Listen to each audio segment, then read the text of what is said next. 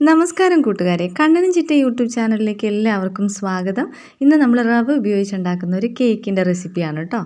അതിനായിട്ട് 1 കപ്പ് റവ, 1/2 കപ്പ് പഞ്ചസാര, 2 മുട്ട, 1/2 ഗ്ലാസ് പാല്, vanilla essence, cocoa powder, baking soda, 1 നുള്ളി ഉപ്പ്, ഇത്രയാണ് വേണ്ടത്. പഞ്ചസാര ആദ്യം തന്നെ മിക്സിയുടെ ജാറിലിട്ടൊന്ന് പൊടിച്ച് മാറ്റി വയ്ക്കുക. അതേ ജാറിൽ തന്നെ നമുക്ക് റവയും ഒന്ന് പൊടിച്ചെടുക്കണം.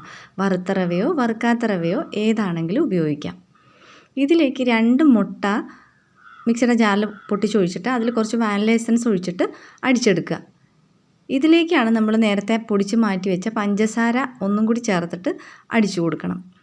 2 ടേബിൾ സ്പൂൺ സൺഫ്ലവർ ഓയിലും കൂടി നിങ്ങൾക്ക് ചേർത്ത് കൊടുക്കാം. അതിനുശേഷം കുറച്ച് ഇതിൽ നിന്ന് എടുത്ത് മാറ്റി വയ്ക്കണം.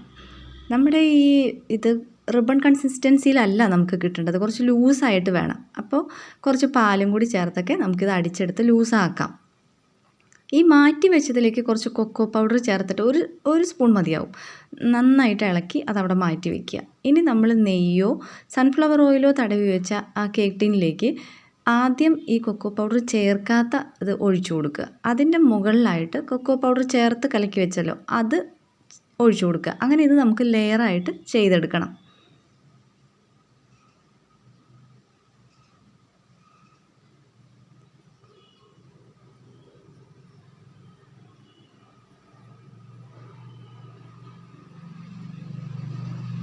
അതിനുശേഷം നല്ല കഴുകി വൃത്തിയാക്കി എടുത്ത ഒരു ഈർക്കിലി എടുത്തിട്ട് നമുക്ക് ഇതുപോലെ ഒന്ന് എല്ലാ സൈഡിൽ നിന്നൊന്ന് വരഞ്ഞു കൊടുത്തിട്ട് ചെറിയൊരു ഡിസൈൻ പോലെ ആക്കിയെടുക്കാം. എൻ്റെ ഡിസൈൻ കണ്ട് നിങ്ങൾക്ക് ചിരി വരുന്നുണ്ടോ?